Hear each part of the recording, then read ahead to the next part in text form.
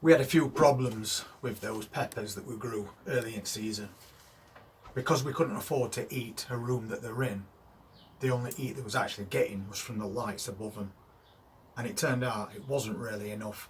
So they have now become quite poor looking plants.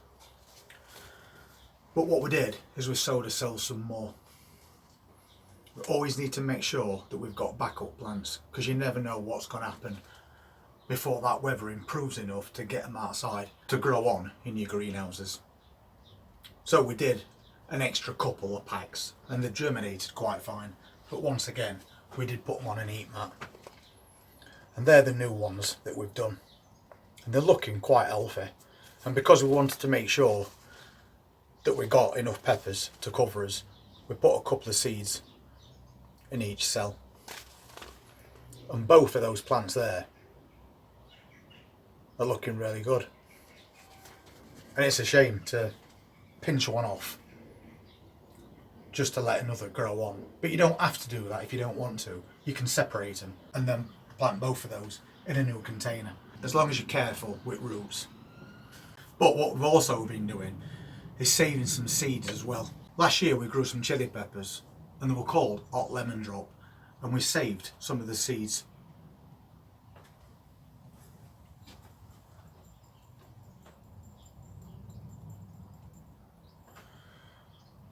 As you can see there.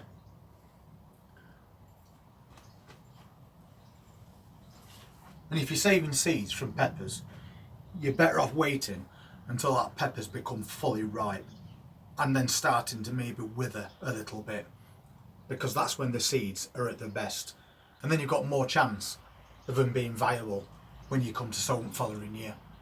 But what we also did is we took a pepper from the fridge that we used for one of his meals on his cooking channel, and we saved the centres of these peppers, because that's the part that contains all the seeds. And this really yellow pepper, as you can see. And we thought we'd do that because along with everything else this year, things are going up and up in price. So rather than treat this like kitchen waste like we normally would, we decided we'd keep it, and we've been drying it out for a couple of days. And then we can take all these seeds off. And what I'm going to do is I'm going to sow some of these seeds, and I'm going to sow some of the saved seeds from last year's chilies as well. And we'll take them indoors and we'll pop them on an heat mat and we'll see how they get on. But we're only going to do a few of each. And what I'm going to do is I'm going to sow them into these trays. So basically we'll do 6 of each. And these trays are quite deep and they hold quite a bit of compost. So that's perfect, because when they germinate and they get to the size of the ones that I've just shown you, we don't have to worry too much about moving them on straight away, because they've got plenty of room in these cells to get quite a few inches tall before we need to do that, if they work. But when it comes to growing peppers from seed, we want to get the finest compost that we can, so we'll sieve some, and that'll open and merge from that compost quicker.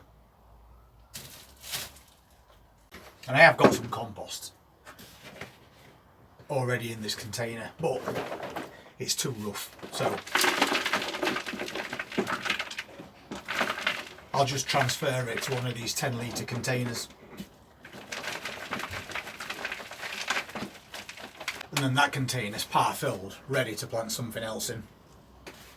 I'm going to sieve a little bit of this grow show, because that compost also contains up to 4 months worth of feed. So if they're staying in those cells for quite a while, we'll not have to worry about them except watering. So I'll get this done and then I'll get back to you.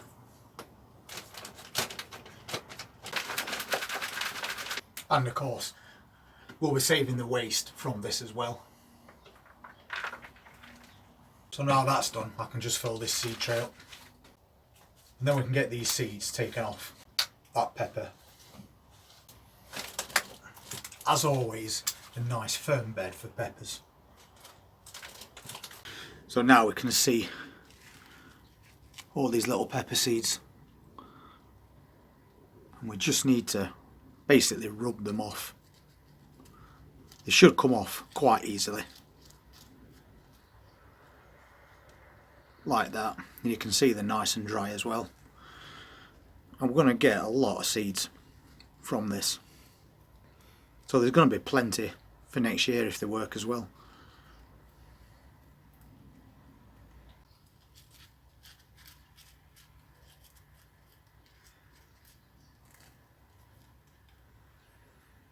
Well, that's quite a lot of seeds, and that's only one piece done. So let's get them off this other one as well.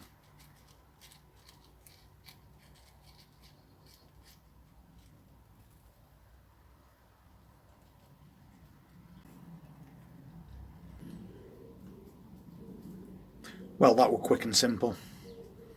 And we've got loads and loads of seeds there.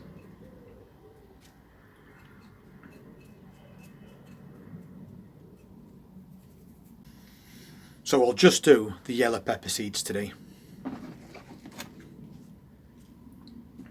And because we've got so many, I might as well just put 2 in each cell. Just to double as chances of germination.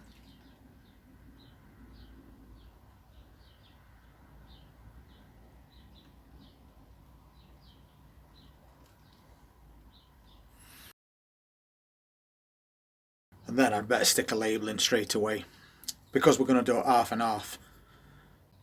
And now I'll do the same with those seeds that we saved from the ones we grew last year. And we'll do the same thing again, a couple of seeds in each cell. These seeds don't look as big, so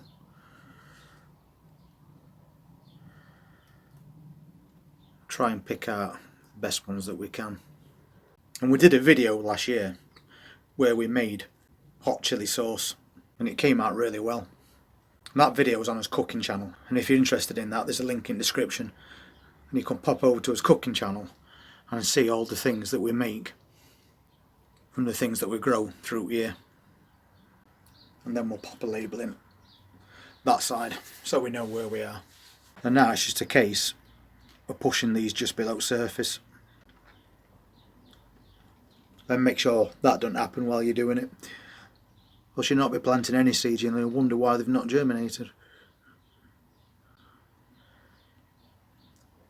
And this compost that I've sieved is very light, so we're just going to push them about 1/2 centimetre below surface. We don't want to put them too deep. And also bear in mind that normally when we do this, we pre-soak our seeds in weak tea, and that'll make them germinate quicker. But for this experiment, I'm just going to take them as they are and put them straight in this compost. That's that sorted. And then I'm just going to lightly cover them with my fingers.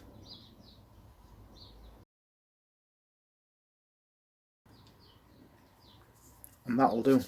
So all I need to do now is give these a quick watering, just so we know we've got plenty of moisture in there. And then I'm going to cover it with cling film as well, because that is going to hold in moisture while these seeds are germinating. And I'll use those labels to hold it down as well.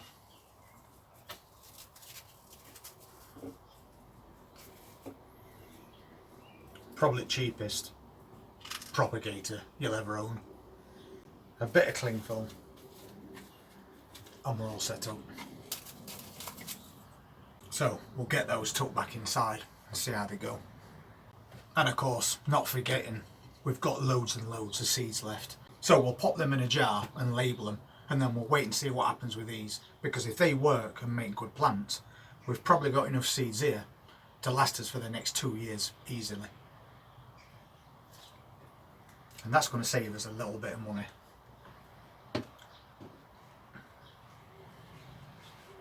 We'll carefully transfer these seeds into this jar. And that's why the plate's underneath, for any that happen to bounce away. Make sure I put a label on this jar as well. I always save these jars. They're old sandwich spread jars.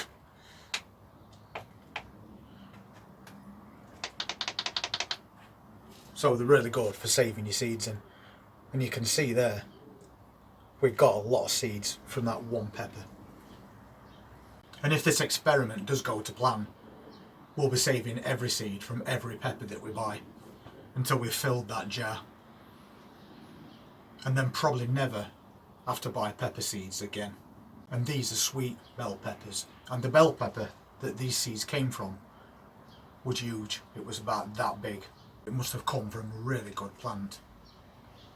And that reflects on the seeds you save. Anyway, thank you very much for watching this video, and we'll keep an eye on that and see what happens. And if you want to see what happens, please hit that subscribe button and press that notifications bell. And we'll see you next time. Take care.